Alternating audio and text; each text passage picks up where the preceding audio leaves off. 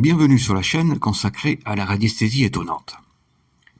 Comme tout ce qui existe est de l'énergie qui rayonne en émettant des ondes, et comme la radiesthésie c'est justement l'art de capter les ondes, on peut analyser la totalité de ce qui existe avec un simple pendule, et c'est justement l'objectif de cette nouvelle série de vidéos.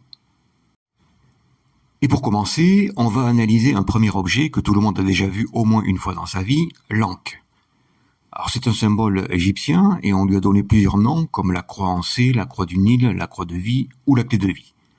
On pense qu'elle confère une protection divine en attirant les énergies positives et c'est pour cette raison qu'on s'en sert aujourd'hui sous forme de pendentif par exemple. Et on va voir ce qu'il en est réellement. Pour analyser cet objet, on va utiliser un protocole classique qu'on utilise en radiesthésie physique en 5 étapes.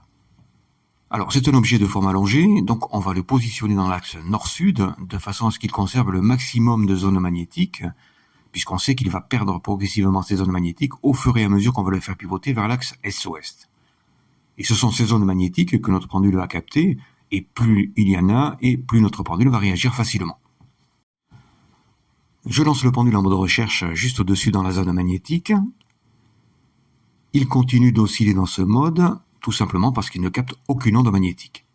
Ce qui est déjà étonnant d'ailleurs parce que l'Ankh est constitué de métal et 90% des métaux émettent des ondes magnétiques.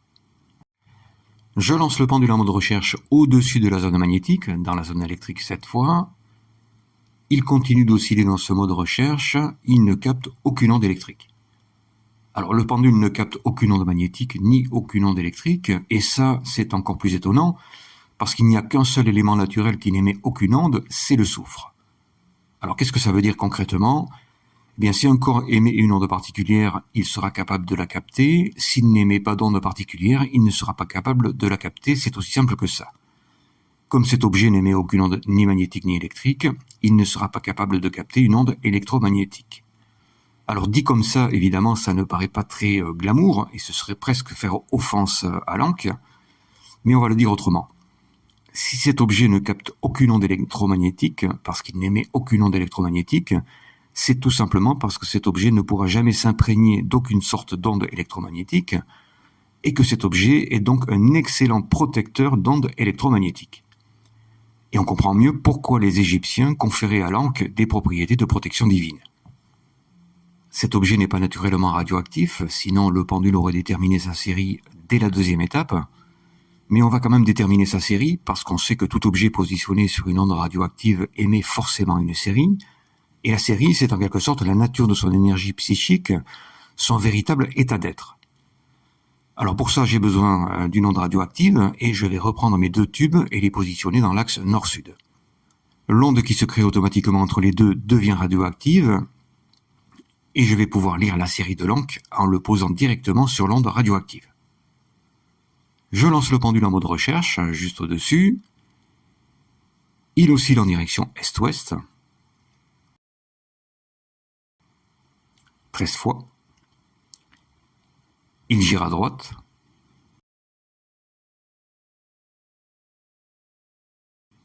13 fois. Il oscille en direction nord-sud. 13 fois. Il gire à gauche.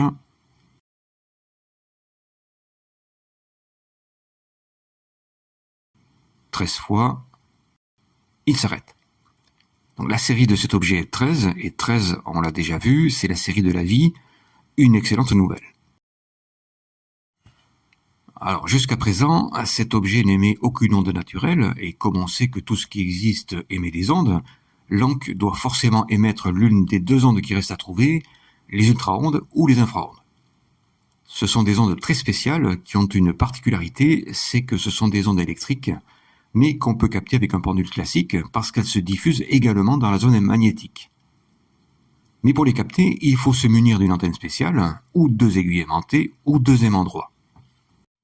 Les ultra-ondes se dirigent dans toutes les directions entre le nord et l'est, et pour résumer, mieux vaut que ce type d'onde se dirige vers le nord plutôt que vers l'est.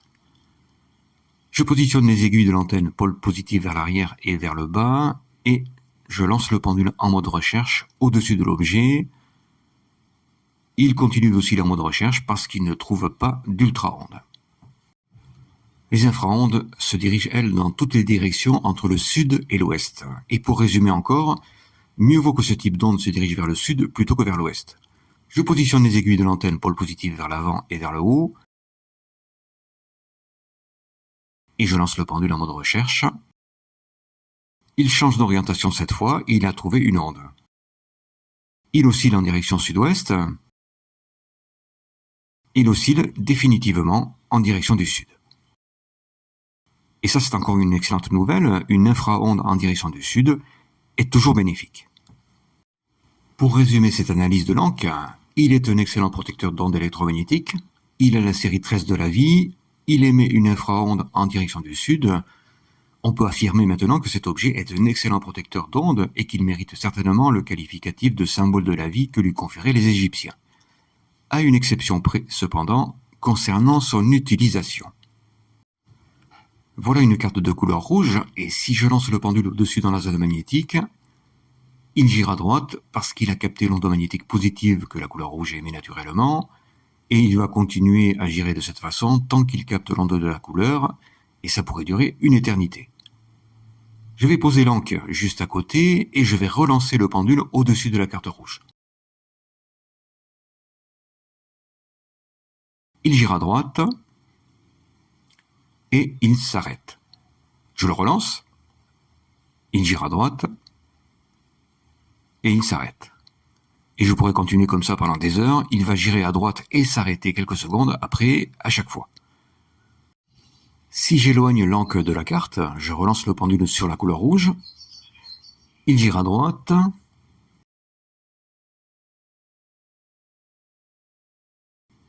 et il s'arrête. Mais cette fois, la giration a duré un peu plus longtemps.